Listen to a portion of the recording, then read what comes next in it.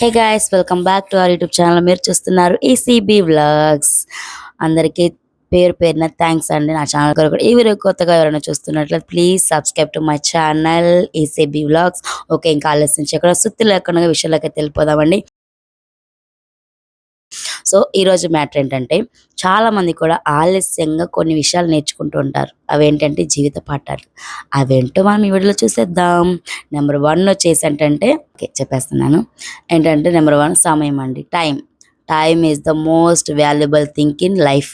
So అందరూ కూడా అక్కడే పప్పులో కాలేస్తుంటారు. ఉన్న టైం అంతా కూడా వేస్ట్ చేసుకుని లాస్ట్కి టైం అయిపోయే సిచ్యువేషన్స్లో అందరూ ఆబర గమర పెడుతూ ఉంటారు. అవంతా ఎందుకండి? సో ముందుగా టైం ఉన్నప్పుడే మనం ఒక షెడ్యూల్ అనుకొని, ఒక టైం టేబుల్ వేసుకొని, సో ఈ టైంకి పని అయిపోవాలనుకొని మనం ప్రిపేర్ అయి ఉంటే, ఓకే నీకు 4 ఇయర్స్ ఏమంటారు ఫ్రీగా ఉంది టైం. ఆ టైంలో నువ్వు ఏదో కోర్స్ నేర్చుకో, బెటర్ ఫ్యూచర్ నీకు ఉంటుంది కదా దాని ద్వారా. సో ఆ విధంగా అనమాట.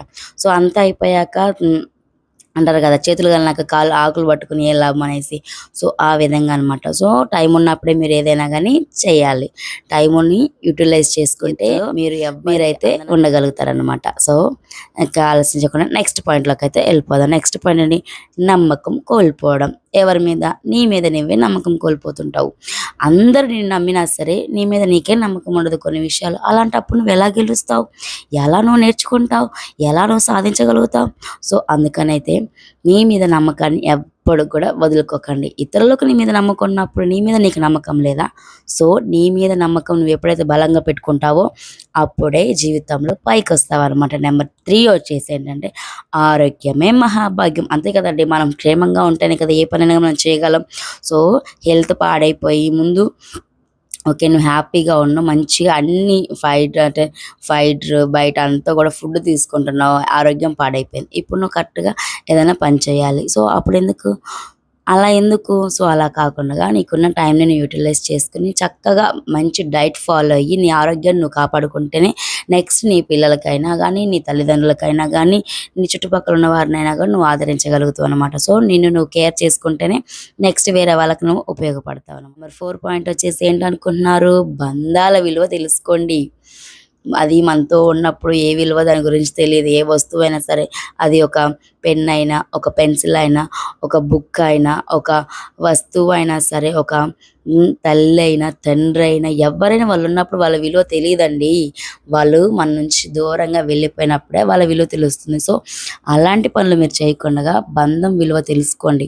వాళ్ళు ఉన్నప్పుడు వాళ్ళని చికాకించుకుని వాళ్ళు వెళ్ళిన తర్వాత వాళ్ళ కోసం ఏడిస్తే ఏమొస్తుంది చెప్పండి?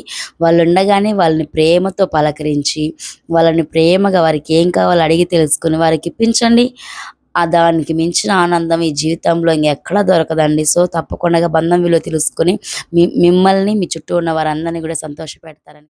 తప్పు ఒప్పుకోవడం. ఎప్పుడైనా మీరు ఒప్పుకున్నారా? నిజం చెప్పండి. తప్పు ఒప్పుకోవడం అనేది చాలా చాలా అంటే చాలా మంచి పని. దాన్ని ఎవ్వరు చెయ్యరు కదా. ఎవ్వరైనా సరే రొబాయిచ్చి మాట్లాడతారు. తప్పు మీ వైపు ఉన్నా కానీ రొబాయిచ్చి మాట్లాడతారు. సో అలా ఉండకుండా మన తప్పును మనం ఏదైనా సరే సంథింగ్ నీ వల్ల ఏదైనా రాంగ్ జరిగినప్పుడు నువ్వు దాన్ని కరెక్ట్ చేసుకోవాలి. ఏ విధంగా? ఓకే ఇది నా వల్ల జరిగిందని నువ్వు ఎప్పుడైతే నువ్వు ఒప్పుకుంటావో అప్పుడు ఎదుటి వాళ్ళకి నీ మీద ఇంకా ఎక్కువ విలువ పెరుగుతుంది. సో నీ విలువ నువ్వు పెంచుకోవాలి కానీ నిన్ను నువ్వు తగ్గించుకోకూడదు ఎప్పుడు కూడా. నీ విలువను ఇతరుల దగ్గర పెంచుకునే రీతిలోనే నువ్వు ఎదగాలని ఈ యొక్క చిన్న పాయింట్లు నీకోసమే చెప్తున్నాను. సో వింటున్న మీరందరూ కూడా తప్పకుండా ఈ పాయింట్స్ అన్నీ పాటిస్తూ మీ లైఫ్ని కరెక్ట్గా సెట్ చేసుకుంటారని ఆశిస్తున్నాను. ఈ పాయింట్లు ఏమైనా కానీ మీకు కొంచెమైనా ఉపయోగపడినా కానీ ప్లీజ్ దయచేసి లైక్ చేయండి, షేర్ చేయండి, కమెంట్ చేయండి. తప్పకుండా మన ఛానల్ అయితే సబ్స్క్రైబ్ చేసుకోండి. సో మీ అందరి సపోర్ట్ ఉంటేనే నేను బాగుంటాను, మీరు బాగుంటారు. సో తప్పకుండా మీ లవ్ అండ్ సపోర్ట్ని మాత్రం నాకు అందిస్తారని ఆశిస్తున్నాను. Thanks for watching. Thank you so much. Bye.